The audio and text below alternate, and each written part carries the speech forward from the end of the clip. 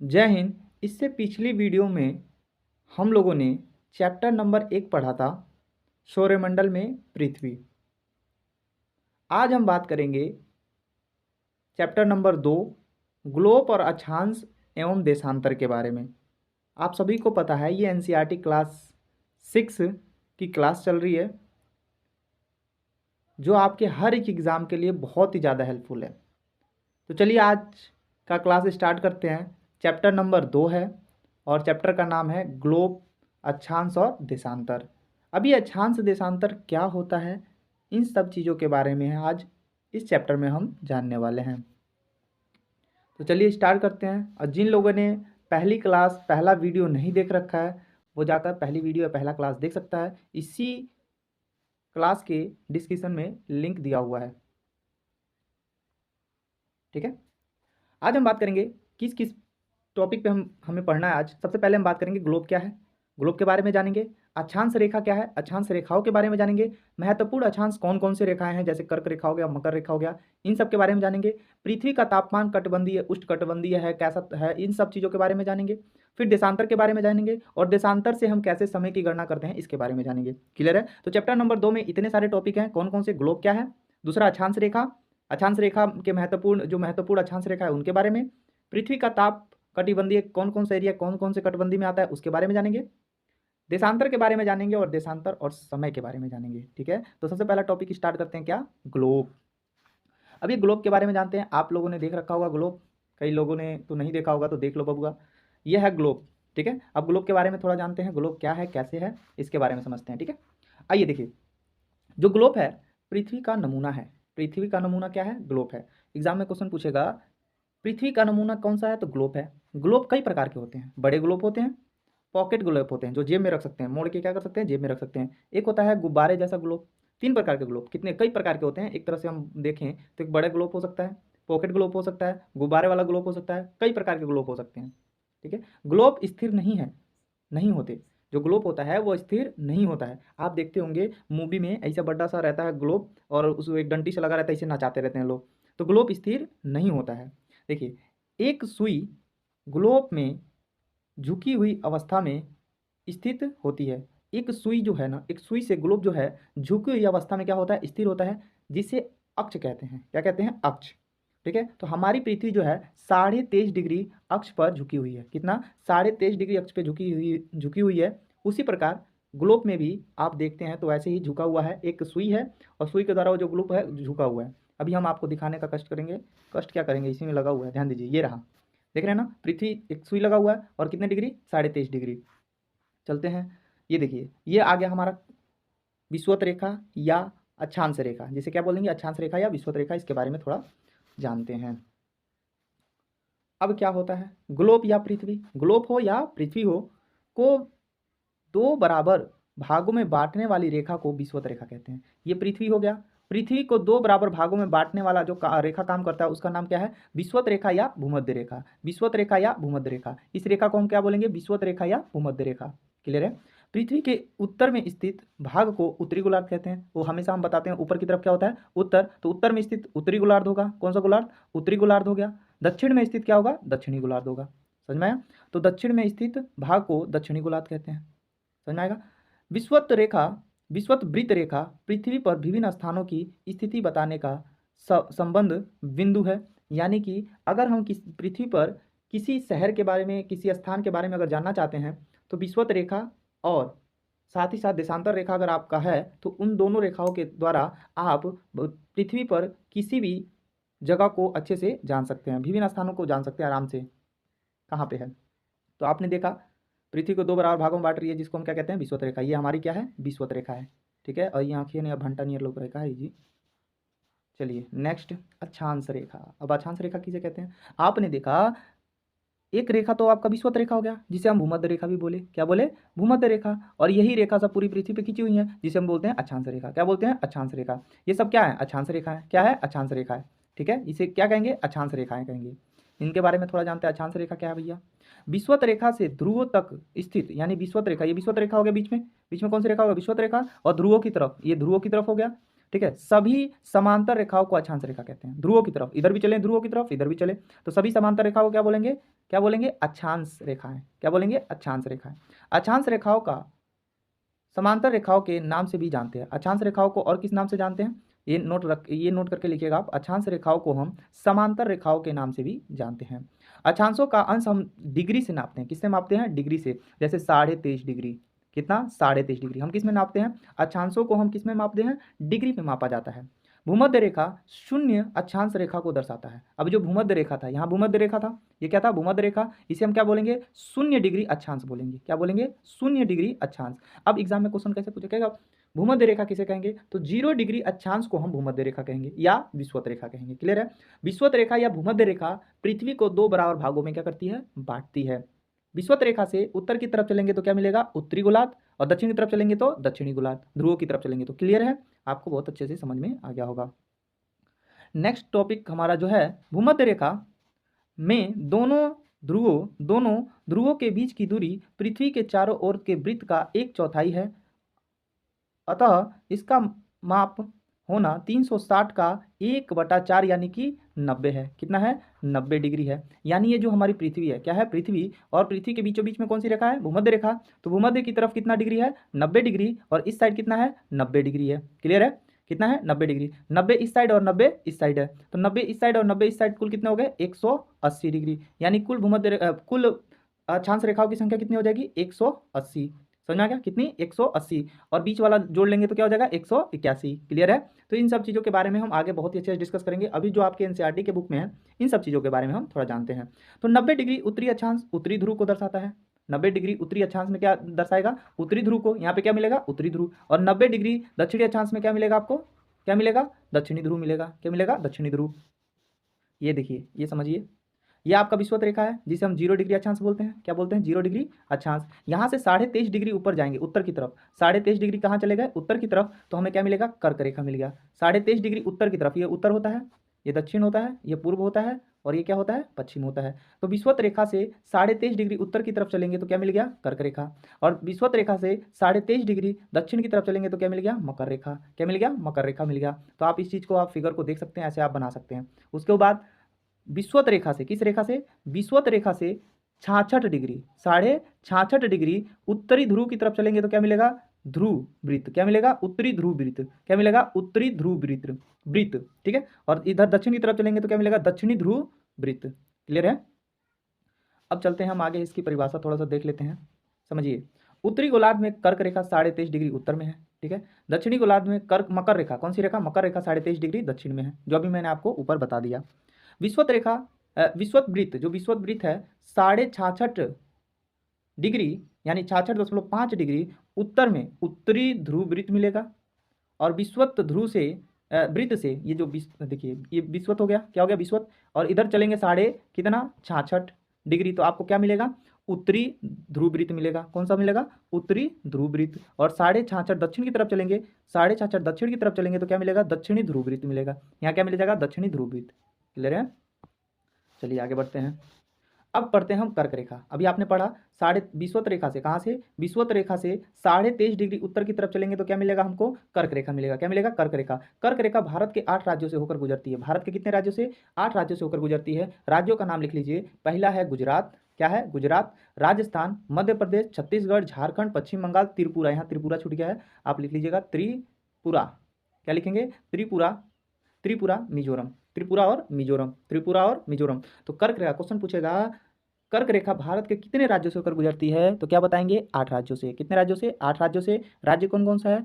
तो हमारे साथ बोलिए। गुजरात, राजस्थान, मध्य प्रदेश, छत्तीसगढ़, झारखंड, पश्चिम बंगाल, त्रिपुरा और मिजोरम। त्रिपुरा और मिजोरम। फिर बोलिए तो गुजरात। देखिए, ये आपका राज्य कौन सा है? गुजरात। मैं हरा कलर लेता हूँ, फिर आपको अच्छे समझ में आएगा। देखिए, ये है आपका कौन सा? गुजरात। ये हो गया राजस्थान, ये हो गया मध्य प्रदेश, ये हो गया छत्तीसगढ़, ये हो गया झारखंड, ये हो गया पश्चिम बंगाल, ये हो गया त्रिपुरा, और ये हो गया मिजोरम। त्रिपुरा और मिजोरम। समझ में आया आपको? तो गुजरात, राजस्थान, मध्य प्रदेश, छत्तीसगढ़, झारखंड, पश्चिम बंगाल, त्रिपुरा और मिजोरम। इसका ट्रिक होता है, बहुत सारे ट्रिक होते हैं, तो मैं जब जियोग्राफी की क्लास जब लूँगा तो वहाँ पर आपको ट्रिक बताऊँगा। आपको टेंशन लेने की ज़रूरत नहीं है। वैसे आप ट्रिक याद रख सकते हैं। गरम छत झाड़, गरम छत झाड़, झाड़ क्या मिलेगा? पत्र मिलेगा। क्या मिलेगा? पत्र मिलेगा। ठीक है, अब आप ट्रिक देखेंगे। देखिए एक बार मैं यहाँ पे लिख के दिखाना चाहूँगा। देखिएगा क्या बोले हैं, गरम पत्र, सॉरी, गरम छत, छत झाड़, क्या मिलेगा? पत्र मिलेगा। ठीक है, अब देखिए म से ग से क्या हो जाएगा? गुजरात, र से राजस्थान, म से मध्य प्रदेश, छ से छत्तीसगढ़, छ से छत्तीसगढ़। ठीक है, झ से झारखंड, प से पश्चिम बंगाल, ती से त्रिपुरा, मी से मिजोरम। तो ये ट्रिक की बात रही, तो ट्रिक पे आप ज़्यादा मत जाइए, एक दो बार रिवीजन करेंगे याद हो जाएगा। गुजरात, राजस्थान, मध्य प्रदेश, छत्तीसगढ़, झारखंड, पश्चिम बंगाल, त्रिपुरा, मिजोरम। ठीक है, आगे चलते हैं। अब पृथ्वी का जो है ताप कटबंधियों के बारे में जानते हैं। अभी ताप कटबंधी क्या है भाई, इसके बारे में जानते हैं। पृथ्वी जो है, आप जानते हैं पृथ्वी का शेप कैसा, आकार कैसा है? तो भूआब है। कैसा है? भूआब। कैसा है? भूआब। जो ध्रुवों पे क्या है? चपटी है। कल की क्लास में मैंने बहुत अच्छे से समझा दिया था। तो इन सब चीज़ों के बारे में जानते हैं। ताप यानी कि कहाँ सबसे ज़्यादा उष्मा, पृथ्वी पे कहाँ सबसे ज़्यादा उष्मा होता है, और कहाँ माने कि सबसे ज़्यादा कहाँ गर्मी होती है, और कहाँ सबसे ज़्यादा कम ठंडी होती है, और बिल्कुल ठंडी कहाँ होती है। इन सब चीज़ों के बारे में जानते हैं। तो आप देखेंगे सूर्य का लाइट जो है, ये सूर्य का लाइट है, दिख रहा है आप लोगों को? तो आप देखेंगे ये कौन सी रेखा है? विषुवत रेखा है। ऊपर कौन सी रेखा है? कर्क रेखा। नीचे कौन सी रेखा है? मकर रेखा। तो आप देखेंगे सूर्य का जो लाइट है, कर्क रेखा और मकर रेखा के बीचों बीच, इनके बीच बिल्कुल सीधी पड़ रही है। ठीक है, और जबकि आप देखेंगे इधर, इधर कौन सी रेखा थी? इधर बोलोगे आप उत्तरी उत्तरी उत्तरी वृत्त, उत्तरी ध्रुव वृत्त, इधर दक्षिणी ध्रुव वृत्त। इधर देखेंगे आप तो ये क्या है? तिरछा पड़ रही है। और इधर देखेंगे तो बिल्कुल कम पड़ रही है, एकदम नीचे नीचे वाले में बिल्कुल कम पड़ रहा है। अब इन सब चीज़ों के बारे में जानते हैं, आपको अच्छे समझ में आएगा। सबसे पहले आता है उष्णकटिबंधीय। क्या आएगा? उष्णकटिबंधीय। पृथ्वी के ताप कटिबंधियों में सबसे पहले कौन सा आएगा? उष्णकटिबंधीय। अब उष्णकटिबंधीय क्या होता है? कर्क रेखा, कौन सी रेखा? कर्क रेखा और मकर रेखा के बीच सभी अक्षांश और सभी अक्षांश और पर पृथ्वी पर सूर्य वर्ष में एक बार दोपहर में सिर के ठीक ऊपर होता है। सिर के क्या होता है? ठीक ऊपर होता है। इसलिए इस क्षेत्रों में सबसे अधिक ऊष्मा प्राप्त होती है, यानी कि गर्मी होती है। यानी जो ये पृथ्वी है, ये पृथ्वी के बीच में क्या है? विषुवत रेखा, ऊपर कर्क रेखा और नीचे मकर रेखा, और इधर हमारा सूर्य है। सूर्य से जो लाइट आ रहा है, ये जो लाइट है इन दोनों रेखाओं के बीच में बिल्कुल सीधा पड़ता है। क्या पड़ता है? बिल्कुल सीधा। इसीलिए कर्क रेखा और मकर रेखा के बीच में जितने भी देश होंगे, या जितने भी लाइन होंगी, जितने भी कर्क रेखाएं होंगी, उन सब पे क्या होगा? गर्मी अधिक होगा। इसलिए उसे कहते हैं उष्णकटिबंधीय। कहा जाता है? उष्णकटिबंधीय। समझ में आ गया? तो मकर रेखा, कौन सी रेखा? कर्क रेखा और मकर रेखा के बीच सभी अक्षांश पर अक्षांश पर सूर्य वर्ष में एक बार दोपहर में ठीक सिर के ठीक ऊपर होता है। इसलिए इस क्षेत्रों में सबसे अधिक ऊष्मा की प्राप्ति होती है। इसीलिए इसे कहते हैं उष्णकटिबंधीय। क्या बोलते हैं? उष्णकटिबंधीय बोलते हैं। ठीक है, क्या बोलते हैं? उष्णकटिबंधीय। अब क्या होता है, एक चीज देखिए यहाँ पे समझिए। ये आपका विषुवत रेखा हो गया, ये आपका कर्क रेखा हो गया, ये आपका मकर रेखा हो गया। अभी जो ये रेखाएं हैं, इन सब के बारे में समझिए। तो आप देखेंगे इधर क्या है? सूर्य है। क्या है? सूर्य है। तो सूर्य का प्रकाश इन दोनों बीच में पहुंचता है। ठीक है, इन दो, तो इसे क्या कहेंगे? उष्णकटिबंधीय। क्या बोलेंगे? उष्णकटिबंधीय। और यहाँ पे आप देखोगे जब सूर्य का प्रकाश यहाँ पे क्या पड़ रहा है? सीधा पड़ रहा है। यहाँ पे क्या पड़ रहा है? सीधा। और इस साइड वाले एरिया में क्या पड़ेगा? तिरछा पड़ेगा। क्या पड़ेगा? तिरछा। तिरछा पड़ेगा। और तिरछा पड़ेगा तो क्या होगा? कम गर्मी होगी। तो कैसा होगा? कम गर्मी होगी। तो इसे बोलेंगे शीतोष्ण कटिबंधीय। क्या बोलेंगे? शीतोष्ण कटिबंधीय। समझ में आ गया? शीतोष्ण कटिबंधीय। और आप देखोगे तो सूर्य का प्रकाश इस वाले एरिया पे बिल्कुल भी नहीं पहुंचता, बहुत ही कम, मामूली पहुंचता है। देखिए दक्षिणी ध्रुव हो गया और उत्तरी ध्रुव हो गया। उत्तरी ध्रुव वृत्त और दक्षिणी ध्रुव वृत्त पे बिल्कुल बहुत कम पड़ता है सूर्य का प्रकाश। इसीलिए यहाँ इस वाले एरिया को बोलते हैं शीत कटिबंधीय। क्या बोलते हैं? शीत कटिबंधीय। समझ में आया आप लोगों को? आगे समझते हैं, अभी आपको अच्छे से समझ में आएगा आगे। देखिए शीतोष्ण कटिबंधीय के बारे में जानते हैं। अभी आपने क्या समझा? अभी आपने समझा उष्ण कटिबंधीय, यानी सबसे ज़्यादा गर्मी होगी तो उष्ण। अब देखिए कर्क रेखा और मकर रेखा के बीच किसी भी लाइन पर, यानी कि कर्क रेखा अक्षांश पर सूर्य कभी भी सिर के ऊपर नहीं होता। यानी कि जो ये पृथ्वी है, और पृथ्वी के बीच में क्या है? भूमध्य रेखा या विषुवत रेखा, और ये कर्क रेखा और ये मकर रेखा। अब इस साइड की जितनी भी लाइनें होंगी, इधर के जितने भी अक्षांश रेखाएं होंगी, उनके ऊपर जो होगा सूर्य का प्रकाश बिल्कुल सीधा नहीं पड़ता। इसलिए ध्रुवों की तरफ सूर्य की किरणें तिरछी हो जाती हैं। इस प्रकार उत्तरी गोलार्ध में कर्क रेखा एवं उत्तरी ध्रुव तथा दक्षिणी गोलार्ध में मकर रेखा एवं दक्षिणी ध्रुव के बीच वाले क्षेत्र पर तापमान मध्यम होता है। यानी तापमान क्या होता है? बहुत कम नहीं होता, माने मध्यम होता है। इसीलिए इसे बोलते हैं शीतोष्ण कटिबंधीय। क्या बोलते हैं? शीतोष्ण कटिबंधीय बोलते हैं। समझ में आया आपको? एक बार और बताने की कोशिश करेंगे, ध्यान दीजिएगा। देखिए ये आपकी पृथ्वी हो गई। क्या हो गई? पृथ्वी। यहाँ समझिए, इस पर नहीं समझ में आएगा आपको, यहाँ समझ में आएगा आपको अच्छे से, यहाँ पे समझ में आएगा, ऐसे समझ में नहीं आएगा। ध्यान दीजिएगा, दिख रहा है आप लोगों को, दिख रहा होगा, ध्यान दीजिए। यहाँ समझिए, ये जो कर्क रेखा है और नीचे मकर रेखा, इन दोनों के बीच में अगर यहाँ पे सूर्य का प्रकाश क्या पड़ेगा, सीधा, इसीलिए बोलते हैं उष्णकटिबंधीय। और ऊपर वाला कर्क रेखा से ऊपर जाएंगे और ध्रुव वृत्त, उत्तरी ध्रुव वृत्त से बीच में और दक्षिणी ध्रुव वृत्त के बीच में, इस वाले एरिया में सूर्य का प्रकाश थोड़ा तीछा पड़ेगा, इसीलिए बोलते हैं इसको शीतोष्णकटिबंधीय, लिखा है शीतोष्णकटिबंधीय। उसके बाद देखेंगे इस साइड एकदम ध्रुवों पर प्रकाश क्या होगा, बहुत ही कम पहुंचेगा, इसीलिए बोलते हैं इसे शीतकटिबंधीय। क्या बोलेंगे, शीतकटिबंधीय। अभी आगे आएगा, समझ में आ गया आपको बहुत अच्छे से। चलिए, शीतोष्णकटिबंधीय हो गया, अब आ गया आपका शीतकटिबंधीय। अब शीतकटिबंधीय के बारे में जानते हैं। उत्तरी गोलार्ध में उत्तरी ध्रुव सर्कल से, उत्तरी ध्रुव तथा दक्षिणी गोलार्ध में दक्षिणी ध्रुव सर्कल से दक्षिणी ध्रुव के बीच के क्षेत्र में ठंडा बहुत ज़्यादा होता है, क्योंकि क्षेत्र में सूर्य क्षैतिज से ऊपर नहीं आ पाता, इसलिए इसे शीतकटिबंधीय कहते हैं। समझ में आएगा आपको, क्या बोलते हैं, शीतकटिबंधीय। आगे चलते हैं, देशांतरों के बारे में समझते हैं। अब आपको समझ ही आ गया होगा, ये देशांतर रेखा, ऊपर वाली हमेशा दिशा क्या होता है, उत्तर, नीचे वाला दक्षिण, इधर वाला पूरब और इधर वाला पश्चिम, हमेशा याद रखिएगा, ऊपर वाला हमेशा क्या होगा, उत्तर होगा। ठीक है, चलिए आगे बढ़ते हैं, देशांतर के बारे में थोड़ा जानते हैं। अभी देशांतर रेखा क्या है समझिएगा। किसी स्थान की स्थिति बताने के लिए उस स्थान के अक्षांश के अतिरिक्त कुछ और रेखाएं भी होती हैं। यानी ये जो हमारी पृथ्वी है, पृथ्वी पे आपका अक्षांश रेखा इसे खींचा गया है, खींचा गया है कि नहीं खींचा गया। अब देशांतर रेखा कैसे खींचा जा रहा है, ऐसे ऐसे ऐसे। अब बताइए, अगर हमको पृथ्वी का ये वाले पॉइंट पर कोई राज्य देखना है, कोई जगह देखना है, इस वाले पॉइंट पर ध्यान दीजिएगा, इस वाले पॉइंट पर अगर हमको कुछ देखना है तो ये बताइए, हम यहाँ का देशांतर रेखा देख लेंगे और अक्षांश रेखा देख लेंगे, तो बीचों बीच का एरिया हमको मालूम चल जाएगा कि नहीं, यहाँ पे कौन सा एरिया है क्या नहीं है। तो वही कह रहा है, कहने का मतलब इसका क्या है, किसी स्थान की स्थिति बताने के लिए उस स्थान के अक्षांश के साथ साथ, अक्षांश के साथ साथ कुछ और रेखाओं की भी आवश्यकता होती है, जिसे हम क्या बोलते हैं, देशांतर रेखा। उत्तरी ध्रुव से दक्षिणी ध्रुव को मिलाने वाली 360 रेखाओं को देशांतर रेखा कहते हैं। यानी ये जो आपकी पृथ्वी है, पृथ्वी से उत्तरी, ये ऊपर उत्तर हो गया, नीचे दक्षिण हो गया, तो उत्तरी और दक्षिणी को मिलाने वाली रेखा को हम क्या बोलेंगे, देशांतर रेखा बोलेंगे। और ये कुल कितनी है पृथ्वी पर, कुल कितनी रेखाएं हैं, ये 360 हैं। कितनी है भैया, 360 कुल रेखाएं हैं।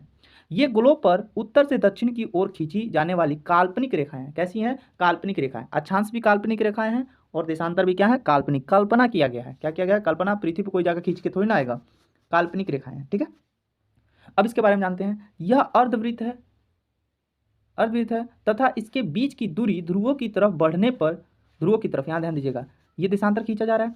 आप देखोगे इसके बीच की दूरी जो है ना, ध्रुवों की तरफ जाएंगे तो क्या होगा, कम होगा, ध्रुवों की तरफ जाने पर शून्य हो जाती है। क्या हो जाती है, शून्य हो जाती है। यह सभी देशांतरीय यमोत्तर आपस में मिलती हैं, लास्ट में जाते ही क्या हो जाती हैं, आपस में क्या हो जाती हैं, मिल जाती हैं। ऐसे मिल जाएगा पृथ्वी पर, आपको समझ में आ गया होगा। आगे बढ़ते हैं, आगे है, ग्रीनविच रेखा को प्रमुख यमोत्तर कहते हैं, प्रमुख यमोत्तर कहते हैं जो ब्रिटेन से गुजरता है। अभी जो हमारा पृथ्वी है, पृथ्वी से हम बोले एक खड़ी पाई जो उत्तर से दक्षिण को मिला रही है, इसको क्या बोलेंगे हम, देशांतर रेखा।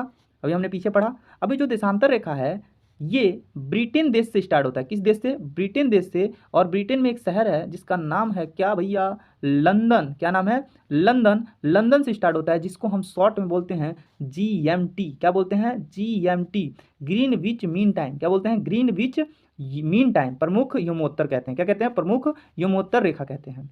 देखिए ग्रीनविच जो है, ग्रीनविच का मान 0 डिग्री देशांतर होता है। यानी यहाँ से जो स्टार्ट हो रहा है कौन सा डिग्री है, 0 डिग्री है। कौन सा डिग्री, 0 डिग्री देशांतर है। देखिए ग्रीनविच से 180 डिग्री पूरब की तरफ है, ये पूरब दिशा है आपका।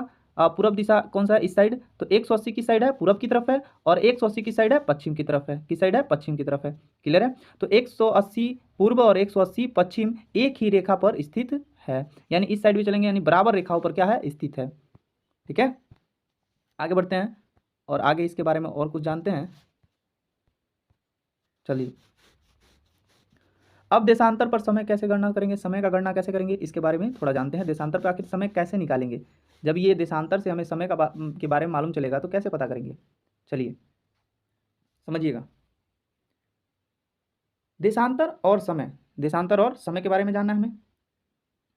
समय को मापने का अच्छा साधन जो है, समय का गणना करना, जो गणना करना या मापने का सबसे अच्छा साधन जो है, पृथ्वी, चंद्रमा और ग्रहों की गति है। पृथ्वी, चंद्रमा और ग्रहों की गति है। ग्रीनविच पर स्थित प्रमुख यमोत्तर पर सूर्य जिस समय आसमान में सबसे ऊंचे बिंदु पर होगा उस समय यमोत्तर पर ही स्थित सभी स्थानों पर दोपहर होगा। कहने का मतलब क्या है, ग्रीनविच पर, ग्रीनविच आपका समझ में आ गया होगा, ग्रीनविच ये है 0 डिग्री। ग्रीनविच पर स्थित प्रमुख यमोत्तर पर, ठीक है, सूर्य जिस समय आसमान में सबसे ऊंचे बिंदु पर होगा उस समय यमोत्तर पर स्थित सभी स्थानों पर दोपहर होगा। यमोत्तर पर जितने भी शहर स्थित होंगे सब पे क्या होगा, दोपहर होगा। क्या होगा, दोपहर होगा। क्लियर है। कहने का मतलब क्या है, ये हमारी पृथ्वी है, क्या है, पृथ्वी। और पृथ्वी का 0 डिग्री देशांतर को हम क्या बोलते हैं, 0 डिग्री देशांतर को यमोत्तर रेखा बोलते हैं, ग्रीनविच बोलते हैं। और कहने का मतलब क्या है, जब सूर्य खूब ऊपर रहेगा, देखो ऐसे ऊपर है, तो जब सूर्य का प्रकाश आएगा तो इस पे जितने भी देश होंगे, इस वाले रेखा पे जितने भी देश पड़ेंगे उन सब देशों पर क्या होगा, दोपहर होगा। क्या होगा, दोपहर होगा। कहने का मतलब अगर 1 यहाँ बजेगा तो यहाँ पे भी क्या बजेगा, 1 के बजेगा, यानी इसी रेखा पर। क्लियर है ना, सीधी सीधी रेखा पर। ठीक है, वही कह रहा है।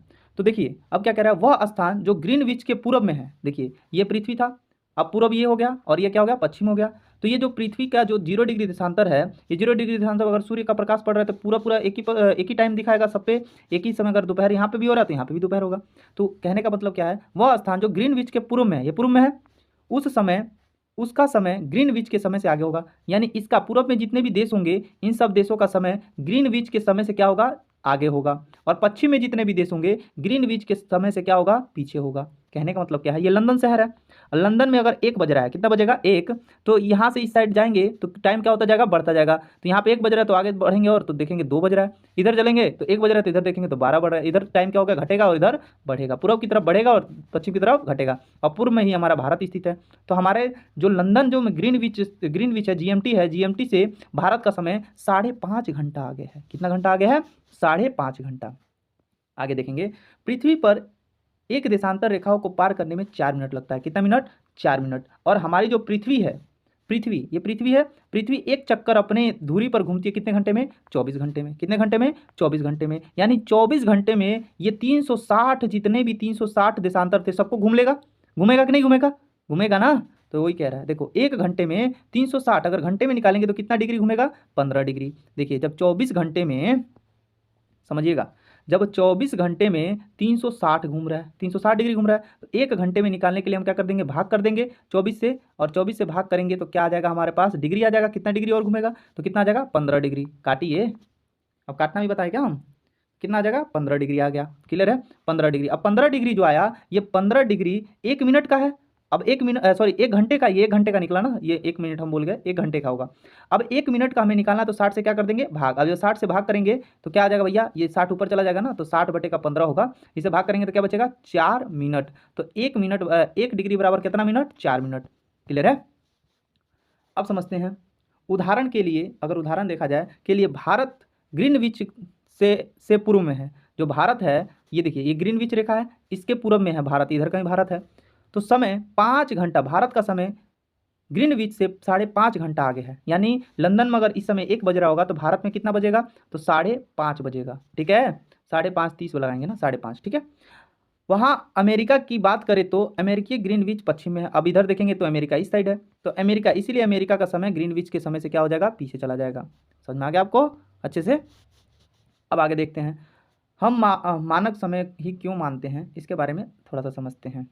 चलिए, भारत का देशांतरीय विस्तार 68 डिग्री 7 मिनट से लेकर 97 डिग्री 25 मिनट तक है। 25 मिनट, कभी कभी 24 देता है, तो 24 एनसीईआरटी में दिया हुआ है, और अन्य बुकों में पढ़ोगे तो आपको 25 मिनट मिलेगा। ठीक है, तो 68 डिग्री 7 मिनट से लेकर 97 डिग्री 24 मिनट किस साइड, पूर्वी देशांतर में है। किस साइड है, पूर्वी देशांतर में। क्लियर है, किस साइड है, पूर्वी देशांतर में। तो आप देखेंगे कितने डिग्री का अंतर है, 30 डिग्री का अंतर है। तो भारत में विस्तारित 30 डिग्री देशांतर तक का है। यानी कि भारत में जो देशांतर विस्तारित है कितने डिग्री तक है, पूरा 30 डिग्री। कितने से स्टार्ट होता है, 68 डिग्री 7 मिनट से 97 डिग्री 24 मिनट तक।